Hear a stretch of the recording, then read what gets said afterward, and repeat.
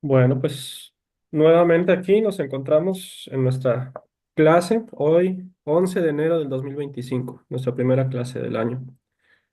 Este, Estamos a la mitad del curso, prácticamente también a la mitad de nuestro libro, y el tema que vamos a ver hoy, yo creo que es el más importante de todos. Este, y creo que les va a servir mucho, mucho en su crecimiento como cristianos, como católicos.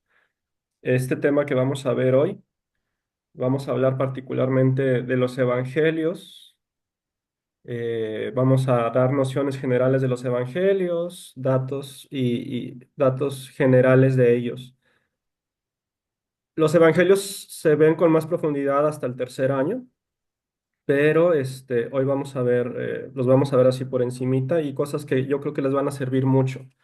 Y espero que después de este tema, pues cada vez que escuchen o lean uno de los evangelios, pues les dé herramientas este tema para profundizar más en el mensaje, entenderlo mejor. Y bueno, pues ese sería mi objetivo para esta clase. Si les parece bien, comenzamos con nuestra oración. Nos ponemos en manos de Dios en el nombre del Padre, del Hijo y del Espíritu Santo. Señor Dios, tú que eres un Dios todopoderoso, eterno, que nos amas, estamos hoy ante ti en este día, en este primer día del año. Aunque tú siempre estás con nosotros, a veces nosotros no nos damos cuenta y te pedimos que nos permitas estar conscientes que siempre vas caminando junto con nosotros. Ahora estamos empezando un año y en todo lo que vamos a vivir, acompáñanos siempre. Tú estás siempre ahí, pero que no se nos olvide que siempre estás con nosotros. Te ofrecemos esta clase, te ofrecemos todo lo que vamos a hacer en este año. Te pedimos que nos bendigas en este camino, bendigas a nuestros seres queridos. También tenemos necesidades, tenemos preocupaciones. Nos agarramos de tu mano para transitar por estas situaciones. No nos abandones, danos la luz de tu Espíritu Santo, ese Espíritu que nos hace conocer la verdad, que nos da luz, que nos da paz. Derrama sobre nosotros tu Espíritu Santo, Señor. Abre nuestros ojos, abre nuestros oídos, abre nuestros labios, nuestra mente. Comenzamos este año dándote gracias por todo lo que hemos recibido, por todas tus bendiciones. Te pedimos perdón por las veces que te hemos fallado. Estamos aquí para convertirnos, para sembrar el reino de Dios en nuestros semejantes, en la gente que nos rodea. Te pedimos todo esto en el nombre de tu Hijo Jesucristo. Amén. En el nombre del Padre, del Hijo y del Espíritu Santo. Bueno, fíjense, como les decía, este tema creo que va a ser muy, muy, muy práctico, muy interesante para ustedes. No es un tema muy largo, es un tema corto. La clase de hoy va a ser cortita y voy a compartir la pantalla.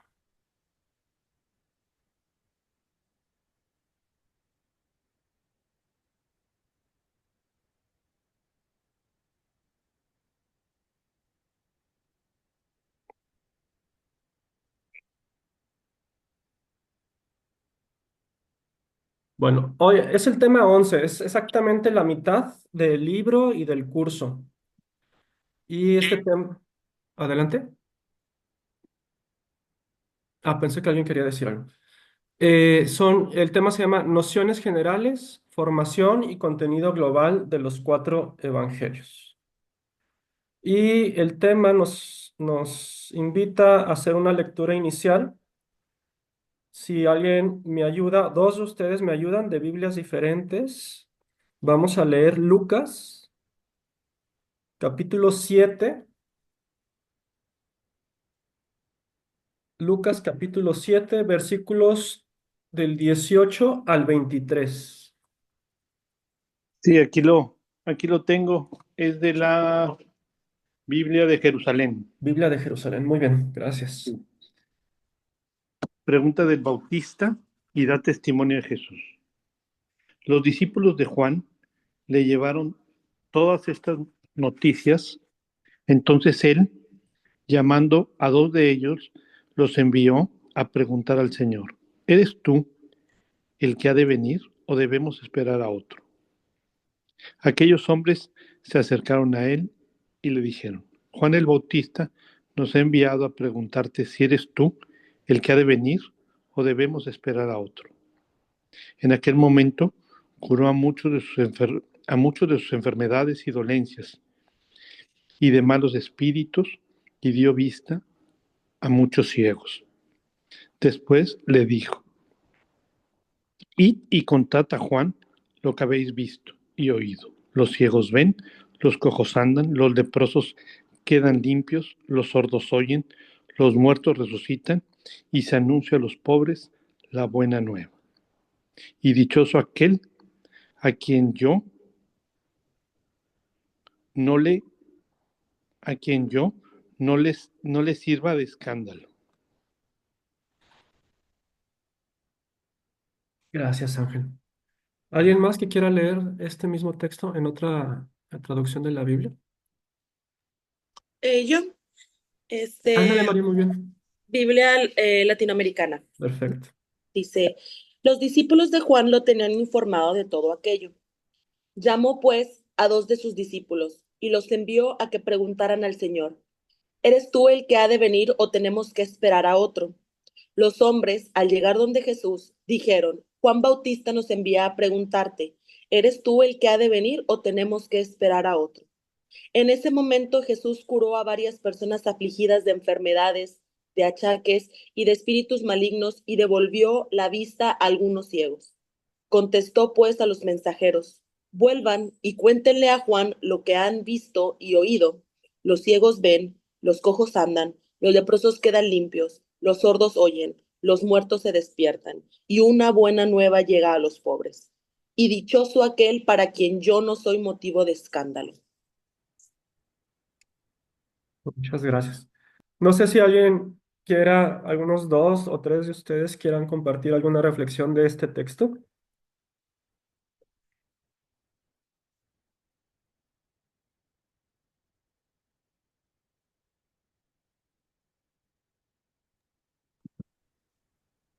Sí, pues yo siento que aquí lo que aparece es que Juan el Bautista tiene dudas si efectivamente Jesús es el Mesías. Precisamente por eso pues, manda a dos de sus discípulos a hacer esa pregunta, ¿no? Para cerciorarse de esta situación y para que pueda dar fe él también de quién es el Mesías, que es Jesús. Correcto. Y bueno, Juan no puede hacer esa pregunta directamente a Jesús porque está encarcelado, ¿verdad? Entonces tiene que mandar a dos de sus discípulos a preguntar. ¿Alguien más? Pues yo era lo que iba a preguntar, que si Jesús y Juan nada más se ven, la única vez que se ven es cuando lo bautiza. Bueno, sabemos que son primos, ¿verdad? Entonces probablemente durante la vida no pública de Jesús, pues probablemente convivieron. Es indudable que se conocían. Y bueno, parte de tu pregunta se va a contestar con el tema de hoy. Este, adelanto un poquito la respuesta, aunque espero que después del tema quede más claro. Es que los evangelios no son biografías.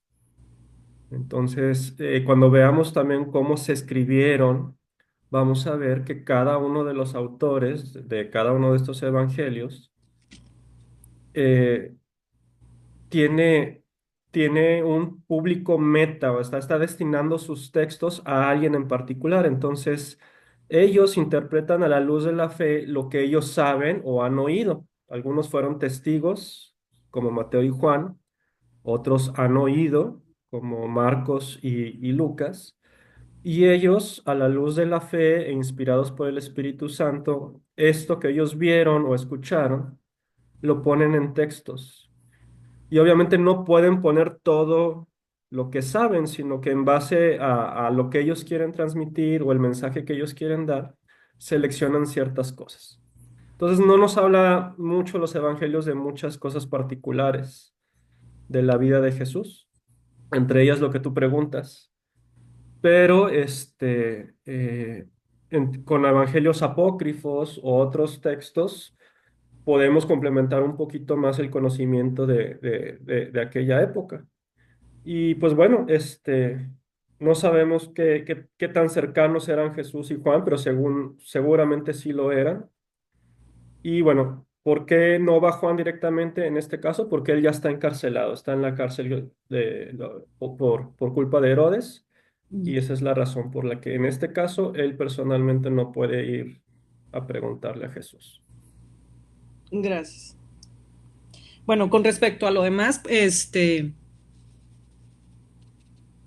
pues, o sea, Jesús no le da una respuesta así directa, sino más bien, o sea, ve mis obras, ¿verdad? O sea, Así es. ve lo que yo estoy haciendo, vean lo que yo estoy haciendo y cuéntenselo a Juan. Sí, yo creo que a mí también esa es la parte que más me llama la atención del texto. Jesús no responde la pregunta, en ningún momento la responde. Y, y antes de decirles algo a los discípulos, pues primero hace signos, primero actúa, primero hace que ellos sean testigos de todo lo que él está haciendo y entonces ya les dice, pues vayan y digan todo lo que acaban de ver. Los ciegos ven, los cojos caminan, los sordos escuchan.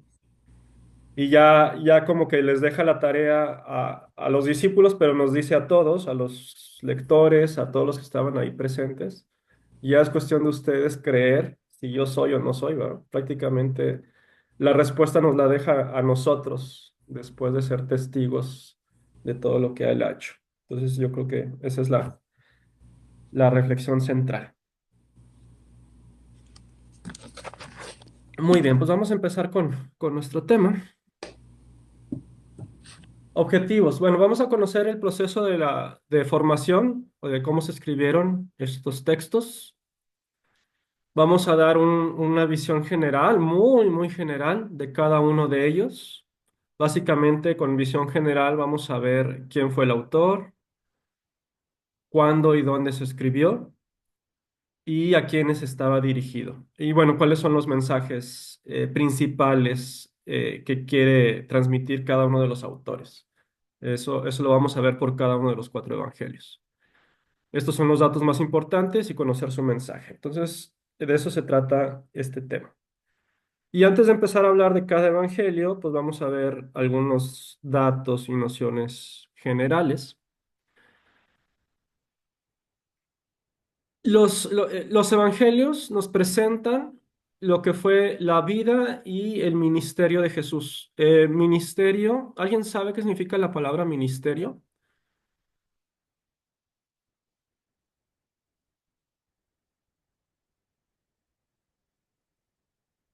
La palabra ministerio está directamente relacionada con la palabra servicio. ¿Sí? En algunos países, las secretarías de Estado, la mayoría de los países se les conoce como ministerios. El Ministerio de Educación, el Ministerio de Economía. La palabra ministerio significa servicio. Entonces, nos presentan la vida y el servicio de Jesús. Y lo más importante es que todo esto culmina y eh, le da un sentido a toda la vida de Jesús, todas las acciones, todos los milagros, todo lo que hizo y dijo Jesús, culmina y le da un sentido cuando se ve el misterio pascual. El misterio pascual, que es la pasión, la muerte y la resurrección, es lo que termina de darle sentido a todo lo que Jesús hizo y dijo. Son libros que están basados en palabras y obras de Jesús.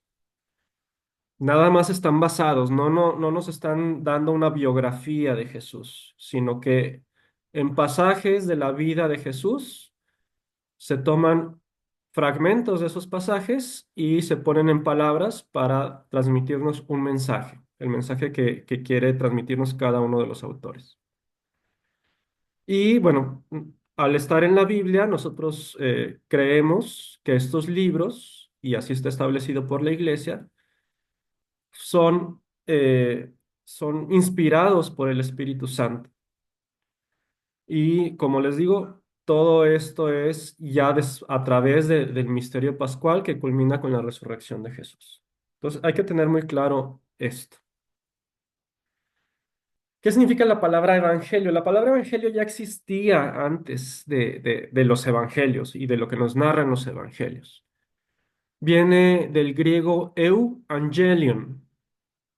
Eu es una partícula que significa bien o bueno, y angelion es una palabra que también de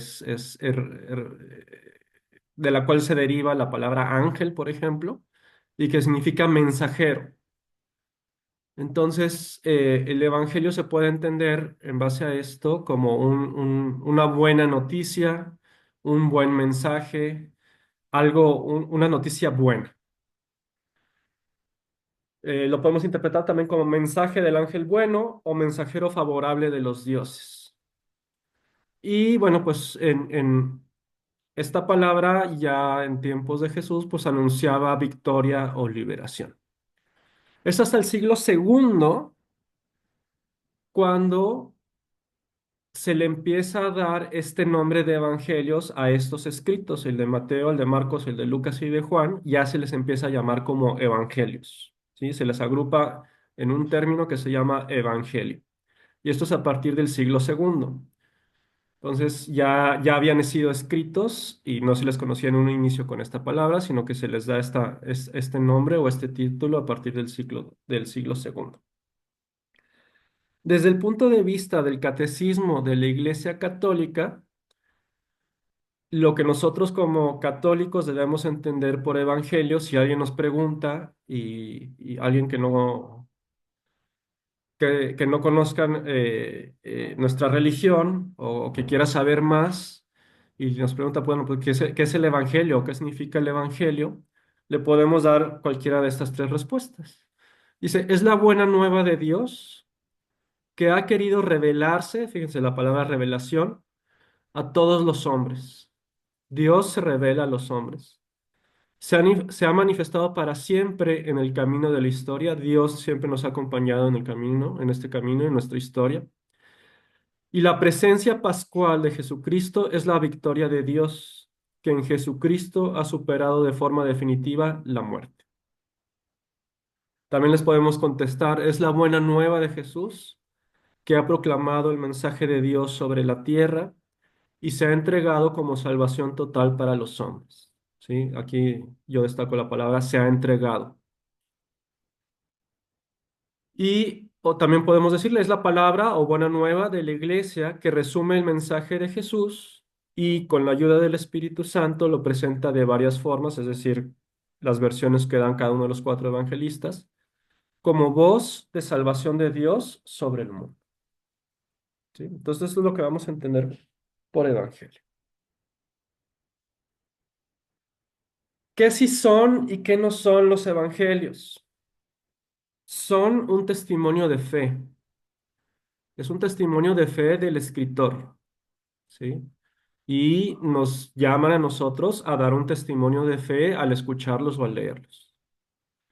Son palabra viva de Jesús. Cuando nosotros escuchamos el evangelio proclamado en el templo durante una celebración litúrgica, pues es la palabra viva de Jesús. El sacerdote o el diácono que está leyendo el evangelio está hablando en persona de Cristo.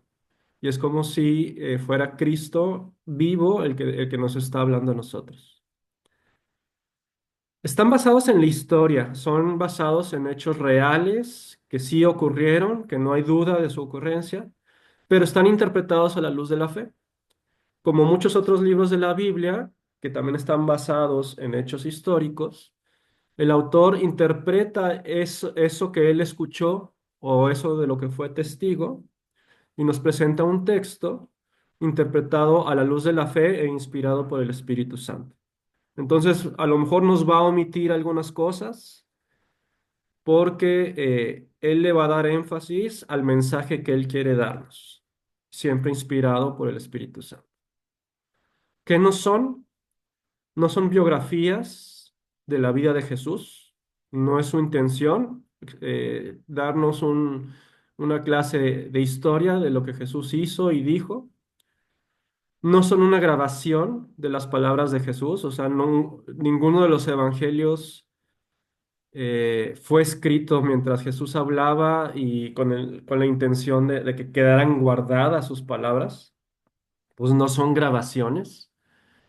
A lo mejor lo que ocurrió en realidad o las palabras que ocurrió en realidad que dijo Jesús, pues no necesariamente son como están plasmadas en el texto. Y tampoco es un video exacto de los acontecimientos de Jesús, ¿verdad? No nos quiere poner como si estuviéramos viendo una película o una serie, tratando de explicarnos qué es lo que está ocurriendo. Lo importante es el mensaje. Ya entrando un poquito en tema, los evangelios están divididos. Los vamos a agrupar. Los primeros tres evangelios, que son Mateo, Marcos y Lucas, se les conoce como evangelios sinópticos.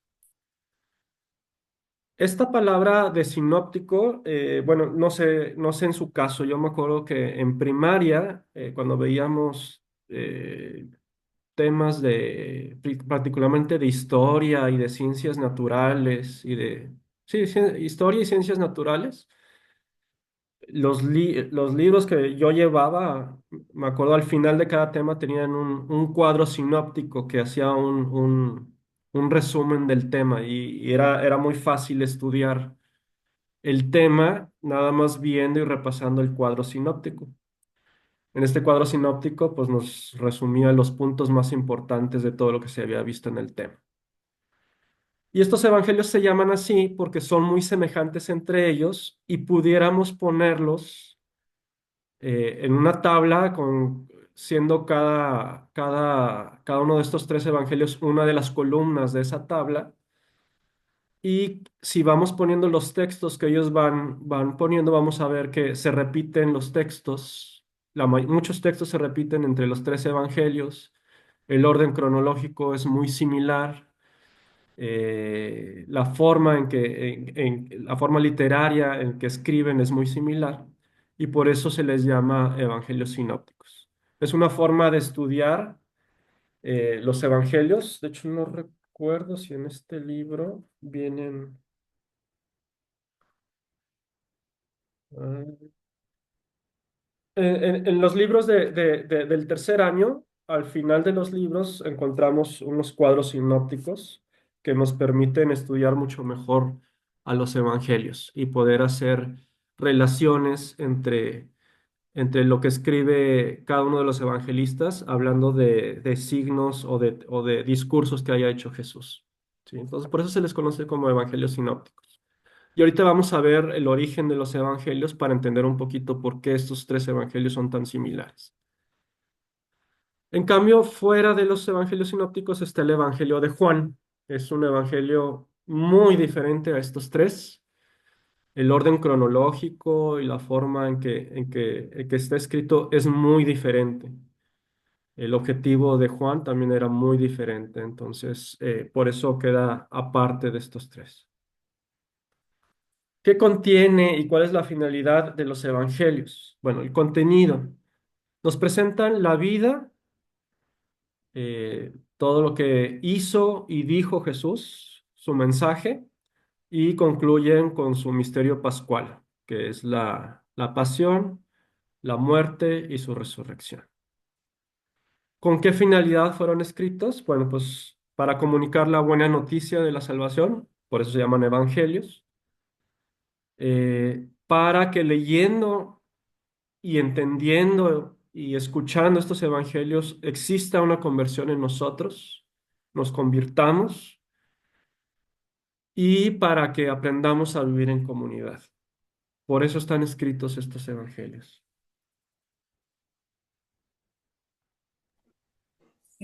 Comentario, perdón. Sí. En la página 182 tenemos un cuadro sinóptico de los 4 evangelios. A ver. Ok, ese es un resumen de este tema, pero no es propiamente el cuadro sinóptico que yo me refería. Oh, ya. Porque el cuadro sinóptico que yo me refería, podemos ver, por ejemplo, la multiplicación de los panes.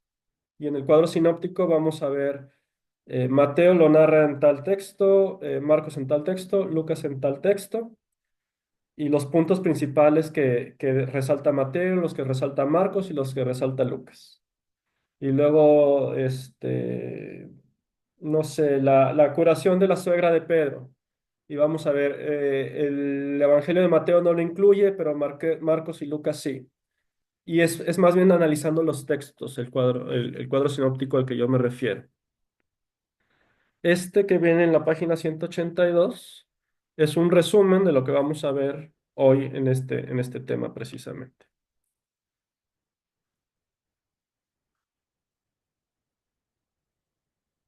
Bueno, sinópticos. Como les decía, por su semejanza en el contenido, en el orden y en la forma literaria.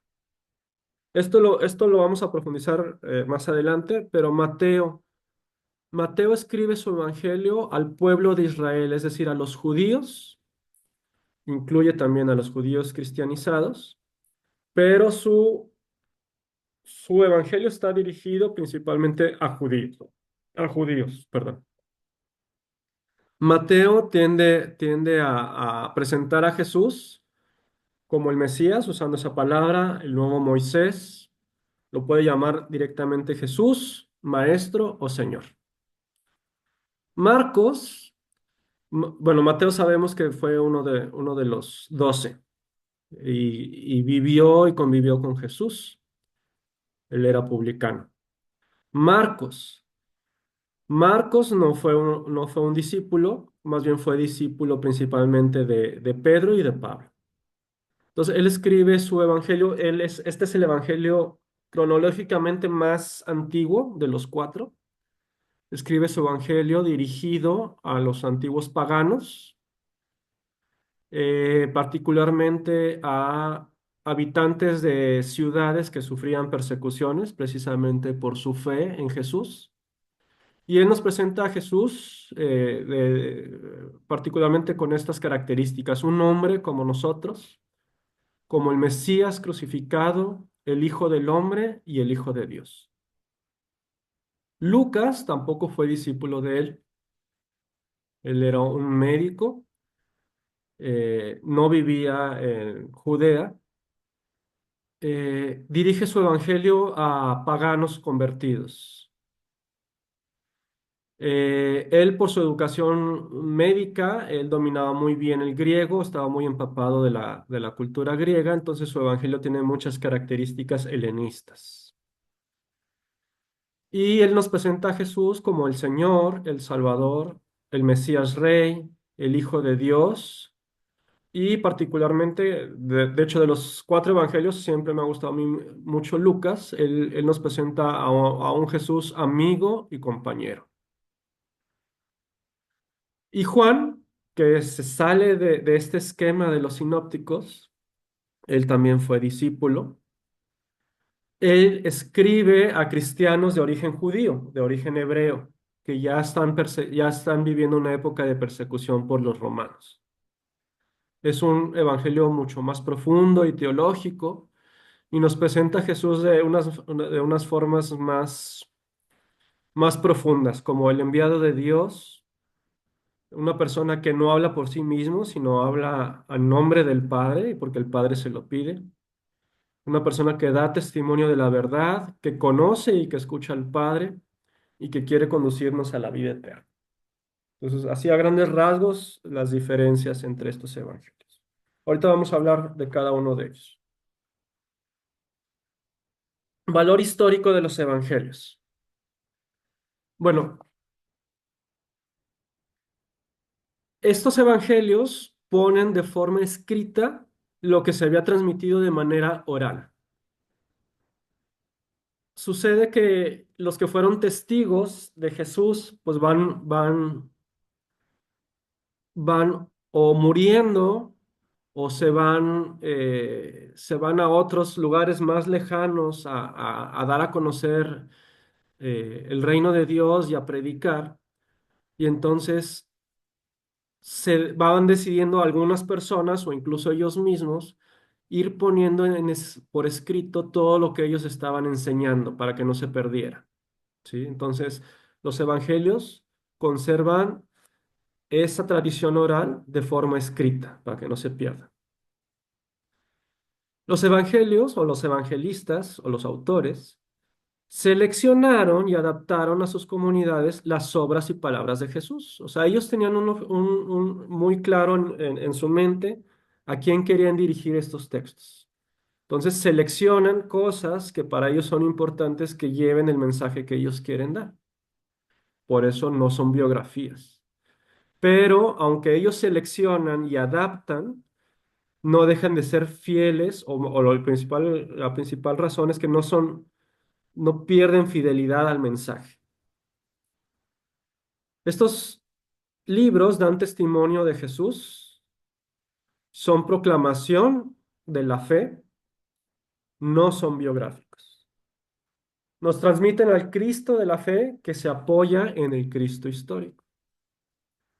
Y este cuadrito que viene aquí está muy interesante porque nos pone de manera cronológica cómo se escribieron los evangelios. Entonces, entre el año 30 y 50, todo es predicación oral. Los testigos, los discípulos, los apóstoles que convivieron con Jesús empiezan a predicar el evangelio.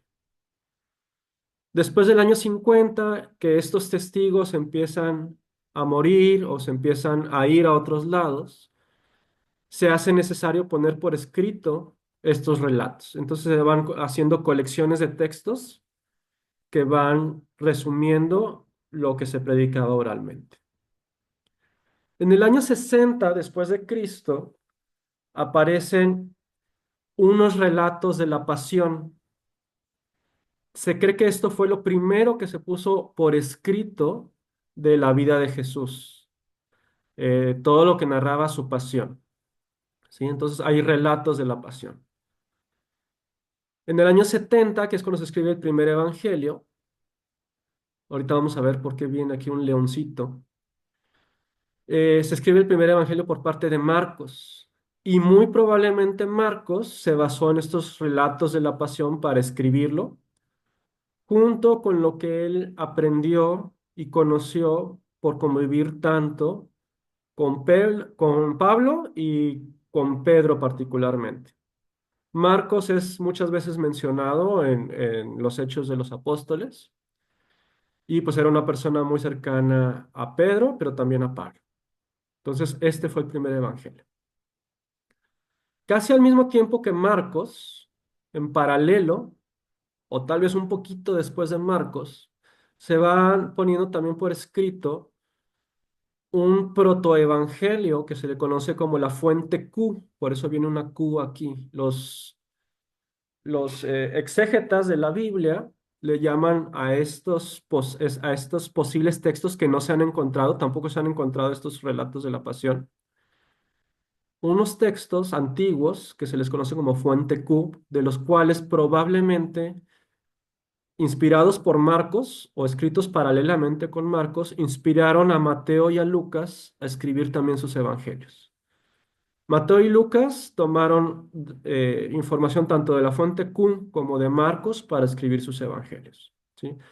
Esto de la fuente Q que les estoy diciendo y estas fechas es lo que los estudiosos de la Biblia han concluido o son las teorías en las que existe más consenso de cómo se escribieron los evangelios, ¿ok? Entonces, Mateo y Lucas, aquí tenemos un ángel y un toro, ahorita vamos a hablar de esto, escriben sus evangelios, ambos conociendo el evangelio de Marcos y la fuente Q, y le van agregando o le van adaptando cosas que ellos consideran importantes para las personas a las que le están escribiendo el Evangelio. Y ya prácticamente a final del siglo primero es cuando Juan escribe su Evangelio.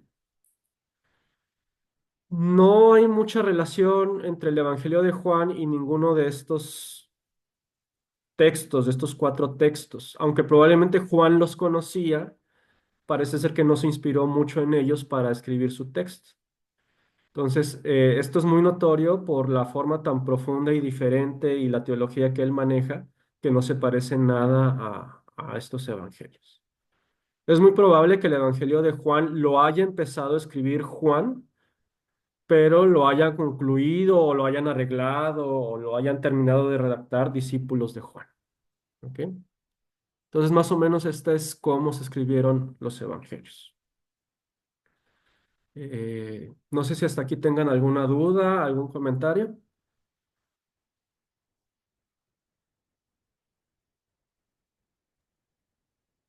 Está claro. Bueno, pues esto es importante conocerlo. Cuando estudiamos Biblia, pues es importante conocer el origen de los textos que conforman la Biblia. Y ahora sí, empezando a hablar de cada uno de los evangelios.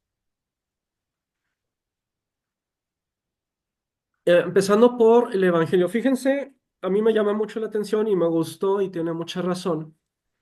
Los títulos en su libro no nos dice Evangelio de San Mateo.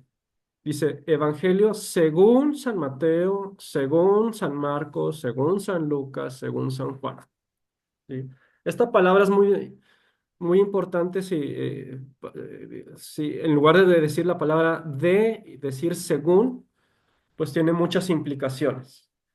Es la, la versión, en este caso de San Mateo, de la vida de Jesús. ¿Ok? Por eso usan la palabra según. ¿Quién fue el autor? Pues Mateo. Ahí lo conocemos muy bien en los evangelios. Él era publicano, es decir, recaudador de impuestos, trabajaba recaudando impuestos para el Imperio Romano. Este oficio, pues era muy repudiado por los judíos, obviamente, porque consideraban a quienes trabajaban para los romanos y particularmente quienes hacían la recaudación de impuestos, pues una traición al pueblo judío. Fue un apóstol de Jesús. Obviamente al ser recaudador de impuestos, pues podemos asumir que era una persona con educación, con conocimientos. Y normalmente estas personas que ya tenían alguna educación, esa educación la recibían en griego. Y por eso él escribe su evangelio en griego. Entre los años, fíjense ya cuánto tiempo después de la fecha aproximada de la muerte de Jesús, él escribe su evangelio. Entre el 75 y el 85. Si Jesús consideramos que murió más o menos en el año 33, pues ya había pasado mucho tiempo de Jesús cuando Mateo escribe su evangelio. Y él lo escribe ya sea o en Palestina o en Antioquía de Siria, ahí muy cercano a la región del actual Israel. Él dirige su evangelio a judíos convertidos al cristianismo. Es muy importante esto porque San Mateo, al ser judío, su principal objetivo al escribir el Evangelio es convertir a judíos o a los que ya son convertidos, darles un mensaje. Entonces, el mensaje teológico de Mateo, el principal, es presentar a Jesús como el Mesías. Es el Mesías anunciado desde el Antiguo Testamento. Entonces vamos a encontrar en San Mateo muchas referencias de profecías acerca del Mesías que vienen desde el Antiguo Testamento. En este evangelio es donde encontramos referencias al Antiguo Testamento cuando se está hablando de Jesús, porque su objetivo es demostrarle a los judíos que Él es el Mesías prometido desde el Antiguo Testamento. También quiere, además de presentarnos a Jesús como el Mesías, platicarnos del reino de los cielos. Todas las parábolas que nos presenta Mateo están enfocadas a explicarnos cómo es el reino de los cielos. ¿Sí? Entonces, eh, no solo las parábolas, también los milagros o los signos que hace Jesús los que él nos presenta en su evangelio están enfocados a explicarnos cómo es el reino de los cielos. Y bueno, también en el mensaje teológico de Mateo nos hace ver que esta salvación que nos trae Jesús es una salvación no solo para los judíos, sino también para los gentiles. De esta forma, pues también Mateo le da como validez a lo que posteriormente va a ser como la iglesia, la Nueva Jerusalén. ¿Dudas hasta aquí? Sí, Dime, Ángel.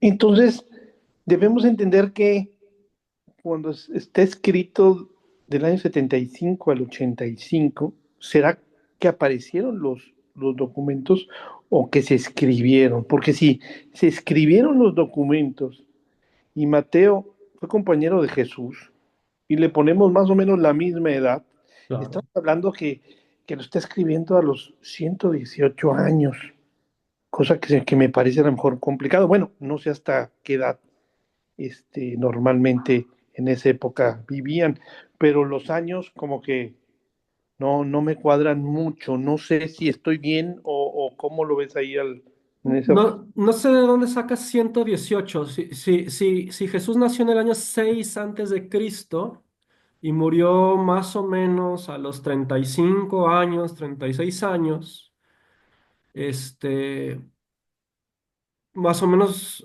si es contemporáneo de la Ah, edad ok. de Mateo, pues Mateo habrá tenido alrededor de 80 años cuando escribió su evangelio. Ah, ok, entonces estoy contando mal, estoy contando, entonces pensé que era a partir de la muerte de Jesús, no, es del nacimiento entonces de Jesús. Correcto, sí. Ah, ok, entonces Sí, por sí, ahí sí. el dato correcto, sí, ahí disculpe. Sí, a lo mejor aquí lo que falta en la presentación es poner los años 75-85 DC para que quede claro que es después del nacimiento de Jesús. Pero lo corrijo en la presentación para que quede más claro. No, no, perfecto, ya ahora sí me quedó claro. Muy bien. Ahora, hablando del Evangelio según San Marcos. Aunque este es el segundo Evangelio de la Biblia, como ya les dije, es cronológicamente el primero ya escrito, el primero que se escribió.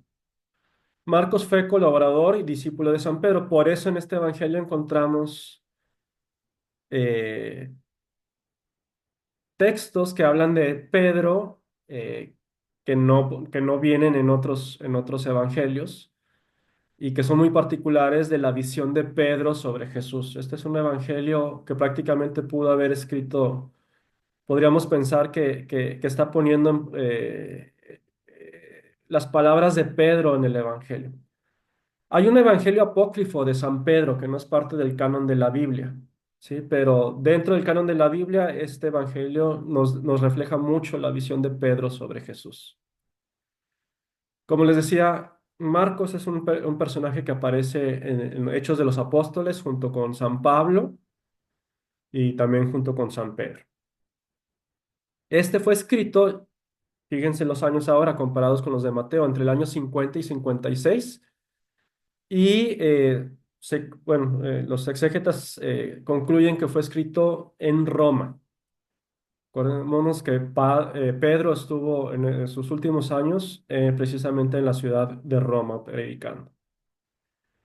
Y en este caso, Marcos no escribe su evangelio a los judíos. Él se lo escribe a los gentiles convertidos al cristianismo. ¿Sí? Probablemente Marcos también era de origen judío, pero él decide escribir este evangelio a los convertidos al cristianismo que fueran gentiles, que no fueran judíos.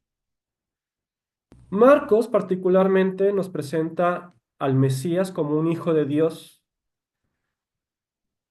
y este Mesías que nos presenta Marcos trata de hacernos ver que no es el Mesías que muchos judíos esperaban, un Mesías poderoso, que iba a vencer a los enemigos, que iba a gobernar. Marcos nos presenta que este mesianismo de Jesús es un mesianismo de servicio y de la entrega de él mismo, de todo lo que él hizo, todo lo que él dijo, es para entregarse por los hombres, incluso hasta la muerte. Y obviamente su resurrección. Entonces, este es el mensaje principal de Marcos. Todo esto que les estoy diciendo de los mensajes teológicos es muy importante que los tengan en mente porque les va a ayudar mucho a profundizar más cuando escuchen o lean estos evangelios. Nos presenta también que los verdaderos discípulos de Jesús son los que deben de seguir su camino. Y si su camino de Jesús incluso lo llevó a la muerte, pues el discípulo de Jesús no debe descartar que si es necesario, debe seguir ese mismo camino. Marcos también nos presenta una particularidad, que cada vez que hay un discurso o un milagro de Jesús, nos presenta que hay incredulidad entre la gente. Jesús dice algo y, y nos presenta al final de esa narración cómo la gente dudaba o se sentía incómoda. Esta es una característica del Evangelio de Marcos. Y por último, una característica que a mí siempre me ha resaltado mucho de este Evangelio y que me causaba mucha duda, mucha incomodidad, es el famoso secreto mesiánico. En este Evangelio de San Marcos vamos a encontrar comúnmente que Jesús hace un milagro, da un discurso, hace una pregunta y dice, pero por favor no se lo digan a nadie, pero no se lo vayan a contar a nadie. No sé si han escuchado, bueno, o recuerdan textos en el que dice Jesús, pero no se lo digan a nadie, por favor no se lo digan a nadie. Bueno, esto sucede en Marcos. ¿Por qué Marcos hace esto? Bueno, porque Marcos quiere precisamente darnos este mensaje de que el mesianismo de Jesús no es el mesianismo que los contemporáneos creían que iba a ser del hombre poderoso, el que iba a gobernar y derrotar a los enemigos del pueblo de Israel, sino que este Mesías es capaz de dar su vida y entonces un Mesías pobre, un Mesías que va en favor de los pobres, de los desamparados, como que no da mucho sentido al Mesías esperado por las personas de aquella época. Entonces él dice, no lo divulguen porque mi mesianismo se va a entender desde la cruz, se va a entender con mi muerte, con mi pasión y con mi resurrección. Entonces, todo esto que yo les estoy enseñando, hasta que no me vean en la cruz, hasta que no vean cómo yo los amo, que soy capaz de morir en la cruz, no me van a entender qué tipo de Mesías soy yo. Por eso Jesús menciona tanto, no se lo digan a nadie en este Evangelio de San Marcos. No sé si lo habían notado, a mí en lo particular me causaba mucha confusión por qué Jesús no quería que se dijera pues lo que era evidente, ¿va? Y esto sucede en este evangelio. Sí, yo sí lo he escuchado y me llama la atención que ninguno le hacía caso y todos iban Sí, aparte, sí, todos iban y gritaban a los cuatro vientos, me curó, ya veo, me quitó la lepra, ya sí, camino. correcto. ¿Por Eran qué, por qué el anterior está con un ángel atrás y este está con un león? Excelente. De hecho, yo les iba a preguntar eso más adelante, para ver si se fijaban en eso que acabas de decir. Y sí, ahorita lo vamos a ver. No te Ok, voy a contestar porque eso lo vamos a ver al final. ok. Pero qué bueno que Perdón, te fijaste. Yo, yo pensaba, en relación a lo que comentan, que era para que no empezara la persecución a Jesús, que no era el momento en que lo empezaran a perseguir por lo que les estaba comentando. Y yo pensaba que era por eso que les pedía que no lo divulgaran, porque pues iba a empezar la revuelta y ese no era el momento en que iba a ser llevado a la cruz, que tenía que hacer más obras, que tenía que hacer más cosas y ya la persecución y muerte tenía que venir en forma posterior. Yo siempre lo relacioné de esa forma. Bueno, pero obviamente a ti también te causaba alguna incomodidad, ¿no? Para que lo hayas reflexionado así. Y Sí, bueno, alguna ahora ya duda. sabes cuál es la verdadera intención de Marcos al presentarnos a Jesús de esta forma, ¿verdad? perdón, una pregunta. Al principio del curso de la clase tuvimos una lectura y al final hay una frase, me llama la atención. Ujú. Dice, y dichoso aquel para quien yo no soy un motivo de escándalo. ¿Qué relación hay con esto? Bueno, eso es algo que no mencioné cuando se hicieron las lecturas. En particular, en mi Biblia, esa frase la voy a leer textualmente de mi Biblia, que es la Biblia de América. Dice, y dichoso aquel que no se sienta defraudado por mí. Entonces, hay mucha diferencia entre la traducción de mi Biblia por ejemplo, la Biblia latinoamericana. No me acuerdo en la Biblia de Jerusalén qué dice ahí al final, pero creo que también defraudado, también creo que dice. Es correcto, también la Biblia de Jerusalén lo menciona, este, el motivo de escándalo. Sí. Y acá en Entonces, la mía dice que dudan, ajá, aquellos que dudan. de los que dudan. Entonces, bueno, ahí tenemos un problema de traducción. Eh, Y porque la verdad es que son contextos o palabras muy distintas, ¿eh? Una sí, de otra. O sea, correcto. por más Acá que lo quiera dice, relacionar de que dicen lo mismo, no, la verdad es que son cosas bastante contrapuestas Sí, a sí, veces. y la intención, sí, por supuesto. Correcto. en la mía que es de Latinoamérica, pero pues ya más viejita, dice, y felices aquellos que no dudan de mí después de haberme visto. Ujú. Bueno, o sea, aquí vemos una de las cuestiones de la traducción. Eh, Creo yo que algunas traducciones nos dan a entender un poquito mejor el mensaje que otras. Ese del escándalo, pues sí, sí, sí, sí, sí es difícil de explicar. No sabría yo, digo, obviamente el seguir el camino de Jesús, como dice aquí el mismo Marcos, pues implica si es necesario la muerte, el ser perseguido, aunque ese contexto no lo entiendo después de lo que está haciendo Jesús, ¿verdad? Está haciendo milagros, está curando gente, no sé por qué viene lo del escándalo, ¿verdad? Pero si nos vemos a otras traducciones, pues a lo mejor entendemos un poquito mejor el mensaje.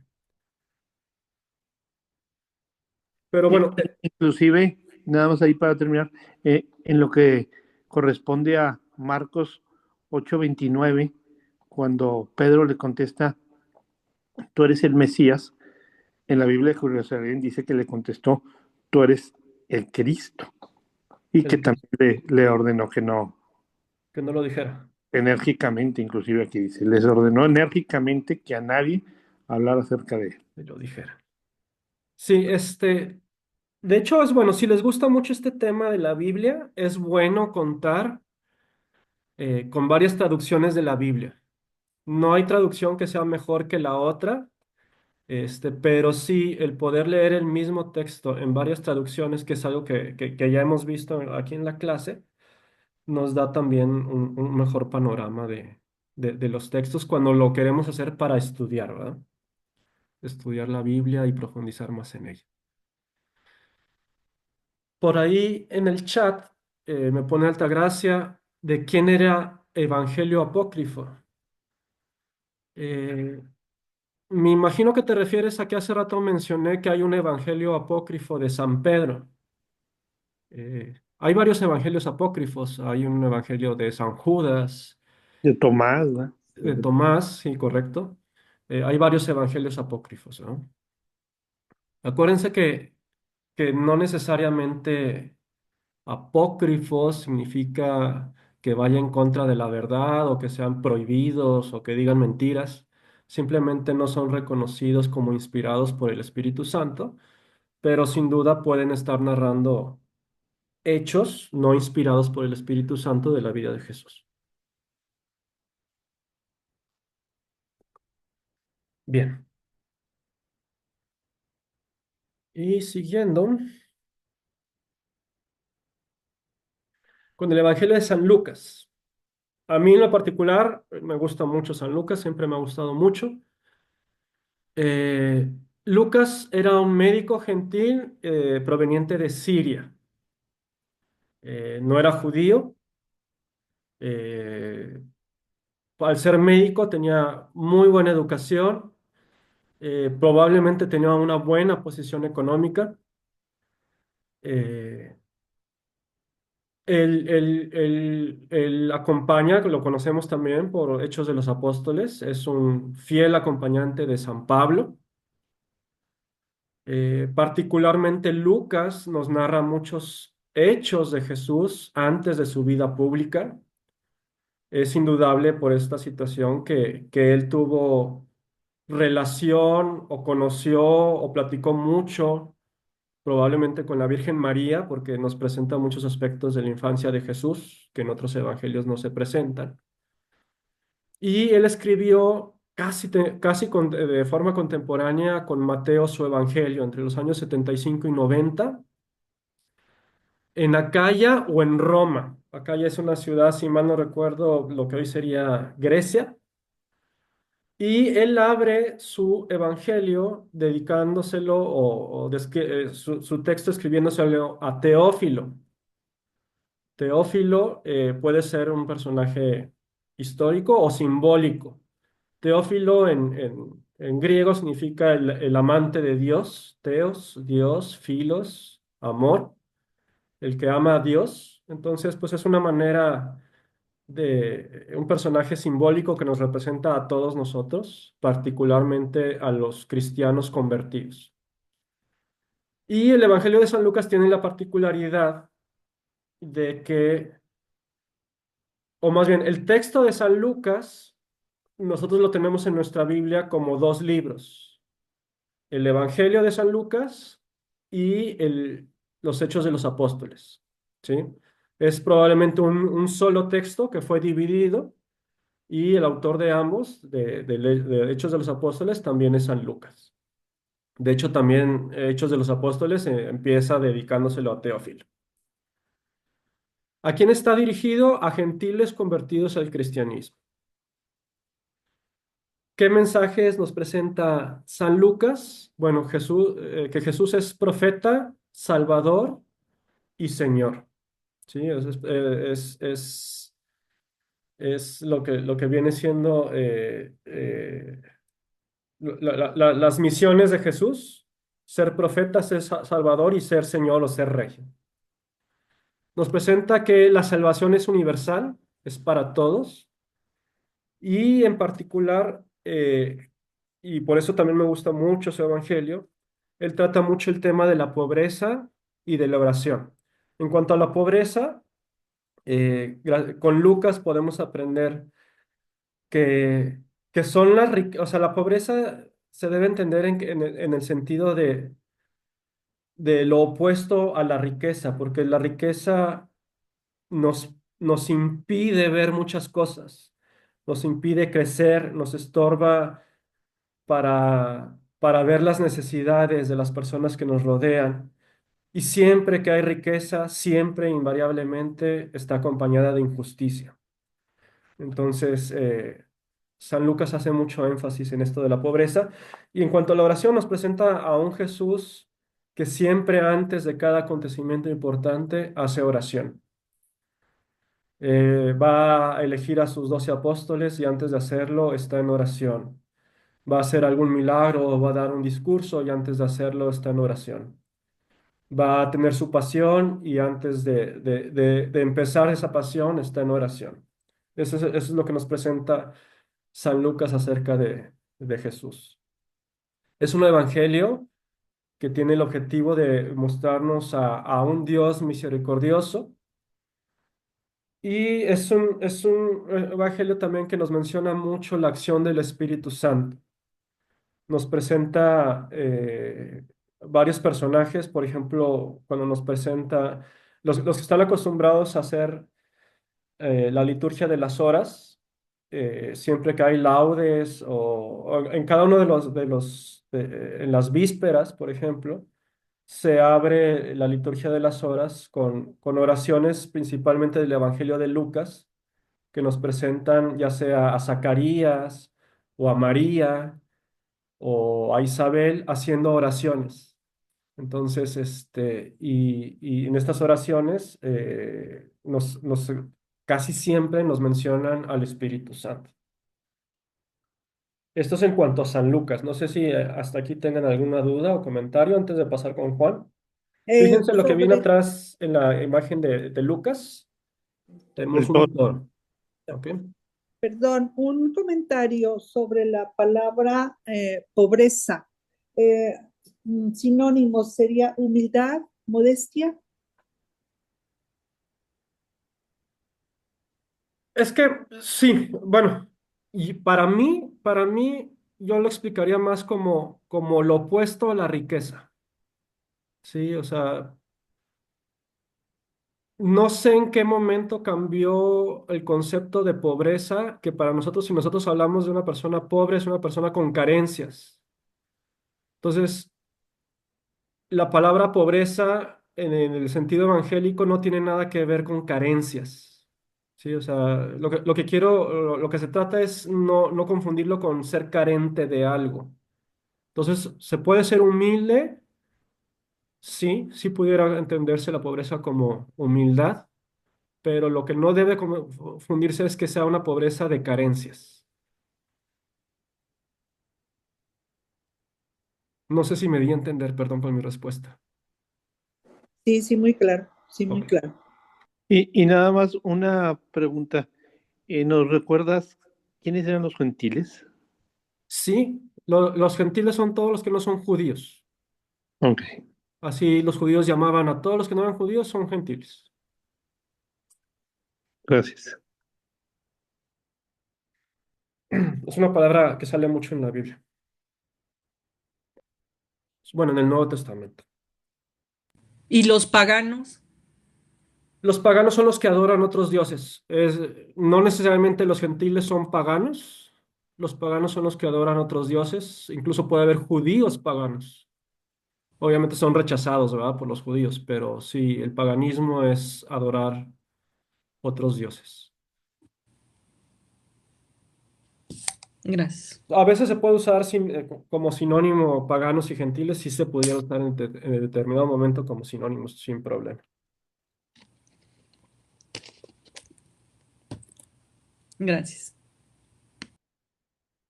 Y Evangelio según San Juan. Este es un evangelio muy profundo, muy bello también. Pues todos sabemos que Juan era uno de los 12. Nos lo presenta él mismo, cuando habla, él mismo menciona en su evangelio el discípulo amado, que muy probablemente era él mismo. Él era hermano de Santiago el Mayor. Acuérdense que había dos Santiagos. Él era hermano de Santiago el Mayor. Es muy posible que él haya empezado a escribir este evangelio y haya sido terminado por sus discípulos, ¿sí? Fue escrito ya muy tarde en el siglo, entre los años 90 y 100, en Éfeso. En cuanto a la edad de Juan, pues es muy probable que Juan fuera uno de los, si no el más joven, uno de los más jóvenes de los discípulos de Jesús. Por eso él pudo todavía en los años 90 y 100 estar vivo y estar escribiendo. Recordemos que él fue de los 12 apóstoles, el único que no murió martirizado, murió de muerte natural en Éfeso. Él dirige su evangelio a cristianos no judíos, es decir, cristianos gentiles, que muy probablemente enfrentaban herejías y persecución, ¿sí? Particularmente, ¿qué diferencias tiene este evangelio con los evangelios sinópticos? Es un estilo muy diferente, es muy evidente. La cronología prácticamente no existe en este evangelio. Existe una cronología teológica, pero no una cronología histórica en la manera en que él escribió el evangelio. Y este evangelio se puede dividir prácticamente en 7 partes. Prácticamente cada parte viene un milagro, que en el caso del Evangelio no los llama milagros, los llama signos, acompañado de discurso. Siempre un signo acompañado de un discurso, un signo acompañado de un discurso. Entonces, por ejemplo, multiplicación de los panes, ese es el signo. Yo soy el pan de vida, y todo lo que empieza a decir del pan de vida es el discurso, ¿sí? Esto es una característica del Evangelio de San Juan y vamos a encontrar 7 veces el contenido de este Evangelio, en que después de un signo nos da un discurso y es como presenta él su Evangelio. ¿Qué mensaje teológico nos da? Bueno, nos pone, nos da, su principal mensaje es la revelación que se da en Jesús.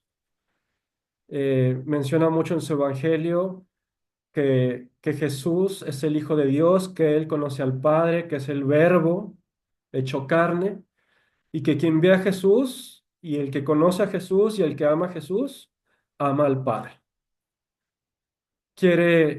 Espera como respuesta del hombre ante Jesús, ante su vida, una adhesión total a Él. Esa es la respuesta de fe que se espera.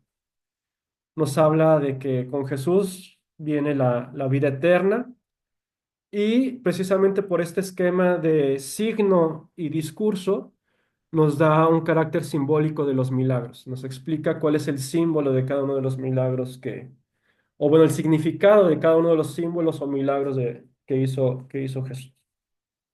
¿Sí? Y bueno, aquí en esta foto tenemos un águila. ¿Sí? Y bueno, ¿por qué estas imágenes que acompañan a los evangelistas? Bueno, desde San Irineo, en el siglo segundo, San Irineo es uno de los primeros padres de la iglesia, una persona muy influyente. Estos primeros padres fueron los que definieron en gran parte los principales dogmas de nuestra Iglesia Católica, los que definieron en gran parte el canon de los libros que conforman nuestra Biblia. Uno de esos primeros padres es San Irineo.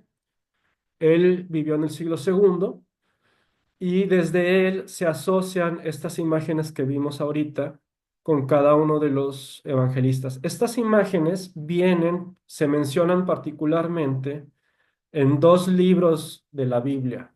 En el Antiguo Testamento, en Ezequiel, el profeta Ezequiel, no me atrevo a afirmarlo, pero creo que también en Daniel se mencionan estas figuras de los seres vivientes, que son un hombre, a veces es un ángel, lo representan como un ángel o un hombre, un león, un toro y un águila. Y también se mencionan en el Apocalipsis, ¿sí? Estos seres vivientes. Entonces, con Irineo se acostumbraba a asociar a los evangelistas con estas imágenes. A Mateo se le asocia el hombre, que les digo muchas veces es un ángel. ¿Por qué? Porque Mateo, al ser judío y al querer presentar a Jesús como verdadero Mesías, en la primera parte de su evangelio nos pone la genealogía de Cristo para confirmar y demostrar que Jesús es un descendiente del rey David y con eso ayudar a confirmar que Jesús es el Mesías anunciado en el Antiguo Testamento. Pues como él empieza con la genealogía, se le asocia con la figura del hombre o del ángel.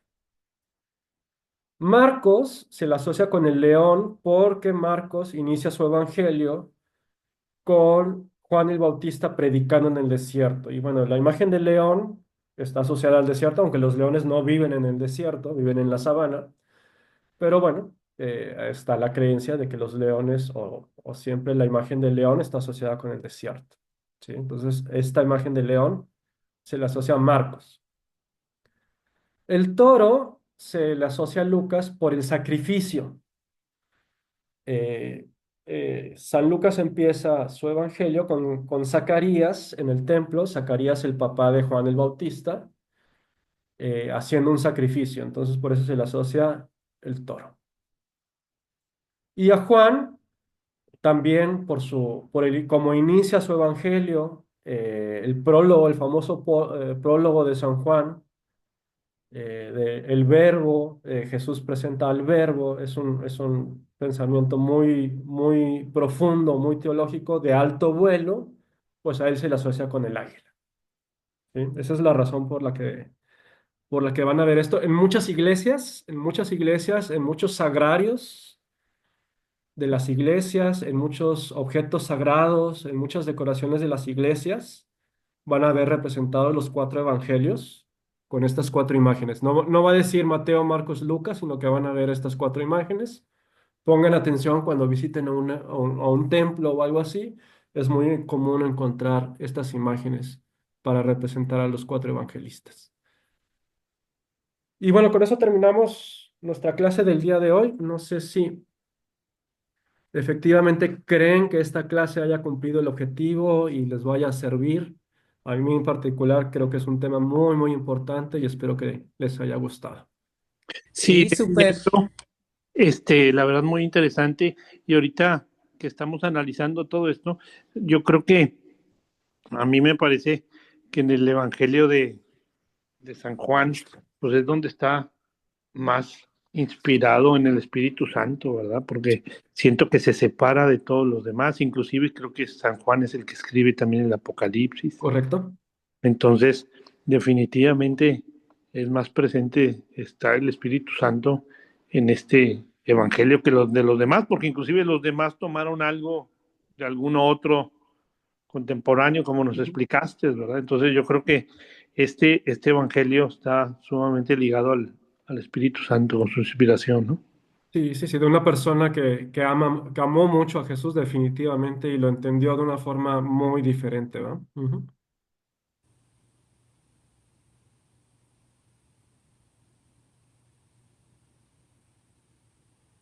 Muy completo, muy interesante. Mucho aprendizaje.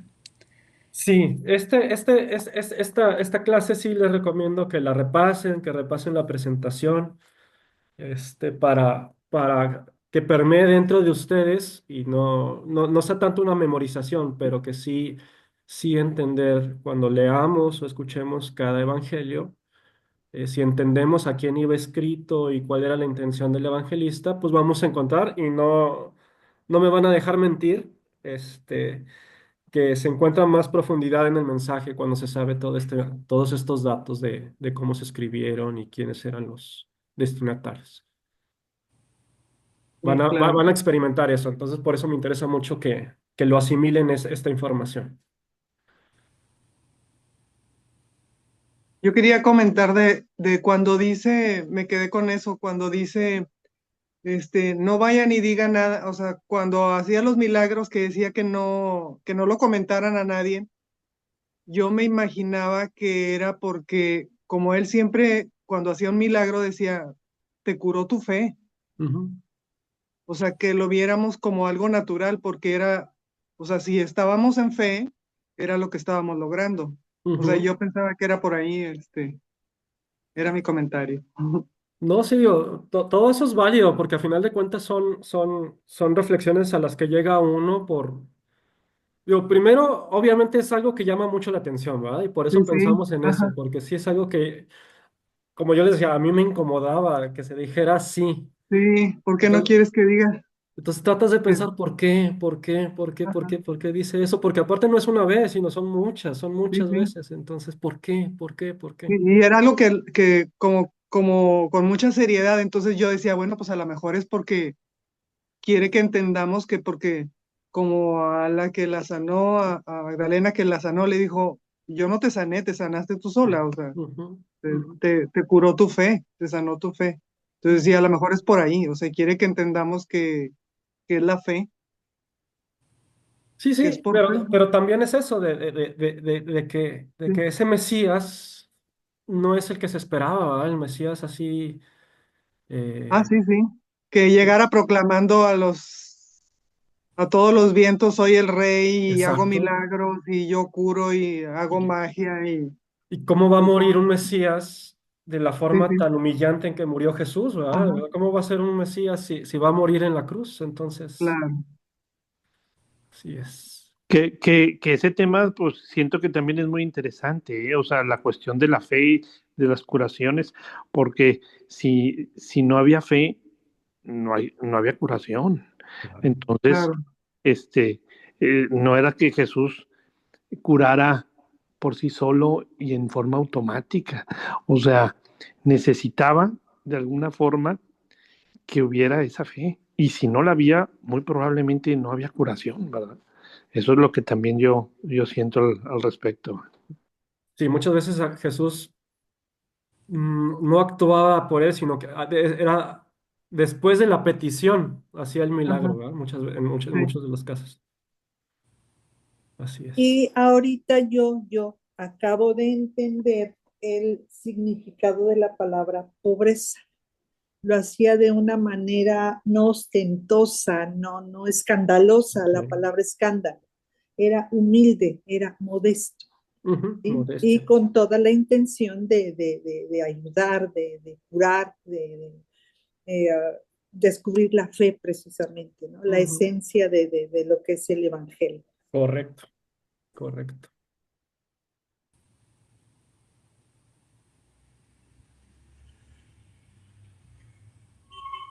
Bueno, pues hasta aquí terminamos nuestra clase del día de hoy.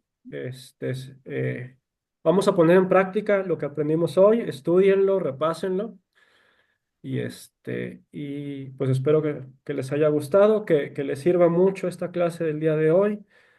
Les recuerdo, ya terminamos litúrgicamente en nuestra liturgia dominical, ya terminamos este primer periodo fuerte del año litúrgico, que es la Navidad. Vamos a entrar en un periodo que se llama ordinario. Vamos a escuchar o vamos a tener nuestro primer domingo ordinario de este año litúrgico, este domingo. Periodo ordinario, acuérdense que es un color litúrgico verde. Y pues aquí vamos a prepararnos para el siguiente periodo fuerte de nuestro año litúrgico, que viene siendo la Pascua, que tiene su periodo de preparación con la Cuaresma, que empieza el miércoles de ceniza. ¿Sí? Entonces, acompañemos, acuérdense, ahorita estamos en el ciclo litúrgico. ¿Qué ciclo litúrgico estamos? ¿Acuérdense que hablábamos del A, B y del C? En el C. Sí. En el El C de y vamos a estar viendo el Evangelio de San Lucas en estos domingos ordinarios, ¿ok? Para que pongan atención y particularmente al Evangelio con lo que aprendimos hoy. Me dio mucho gusto verlos. Muy feliz año, muchas bendiciones a todos ustedes. Igualmente. Este, pues que Dios nos acompañe en este año. No olvidemos que Él siempre está ahí acompañándonos. Lo que pasa es que a veces nosotros nos olvidamos de que Él está ahí. Entonces nada más es cuestión de estirar la mano y tomarnos de la mano de Él para poder transitar por todo lo que nos espera. Agradecemos a Dios con una oración. Vamos a darle un Padre Nuestro y una Ave María, todos juntos rezando. Padre nuestro que estás en el cielo, santificado sea tu nombre. Venga a nosotros tu reino. Hágase tu voluntad en la tierra como en el cielo. Danos hoy nuestro pan de cada día. Perdona nuestras ofensas, como también nosotros perdonamos a los que nos ofenden. No nos dejes caer en tentación y líbranos del mal. Amén. Dios te salve María, llena eres de gracia, el Señor es contigo. Bendita eres entre todas las mujeres, y bendito es el fruto de tu vientre Jesús. Santa María, Madre de Dios, ruega por nosotros los pecadores, ahora y en la hora de nuestras muertes, de nuestra muerte. Amén. En nombre del Padre, del Hijo y del Espíritu Santo. Y termino la grabación de la clase.